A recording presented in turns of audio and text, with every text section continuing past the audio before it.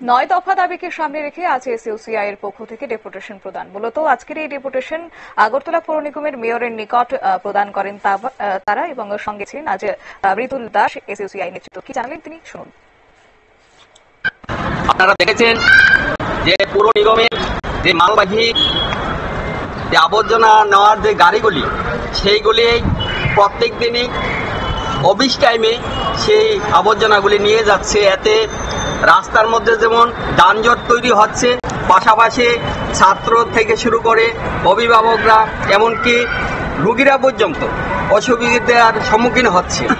পাশাপাশি এই আবর্জনাগুলি ওখান থেকে সরিয়ে নেওয়ার সাথে সাথে ওখানে ব্লিচিং পাউডার দেওয়ার মতো কোনো ব্যবস্থা করছে না, যার জন্য দুর্গন্ধমুক্ত এরিয়া হিসাবে চিহ্নিত হয়ে যাচ্ছে।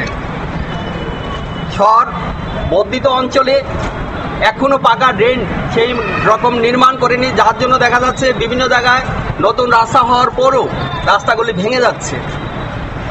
এই স্ট্রিট লাইটগুলি যেগুলি লাগানো হয়েছে অনেক জায়গায় দেখা যাচ্ছে অকেজো হয়ে আছে, কিন্তু এগুলি সঠিকভাবে রক্ষণাবেক্ষণ হচ্ছে না, পৌর নিগম থেকে তদারকি করা হচ্ছে না। এরকম আমরা 9টা দাবি নিয়ে আজকে মাননীয় মেয়রের কাছে আমরা মিলিত হব। ওনার কাছে দাবি সনদগুলি তুলে ধরব, যাতে উনি এই দাবিগুলি যথাযথ মূল্য।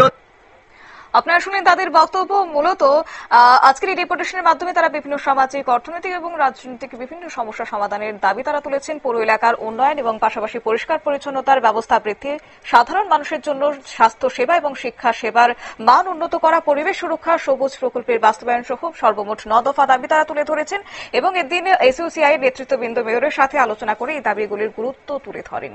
নিয়ে নিচ্ছি ছোট্ট একটি বিজ্ঞাপন বিরতির সঙ্গে থাকুন।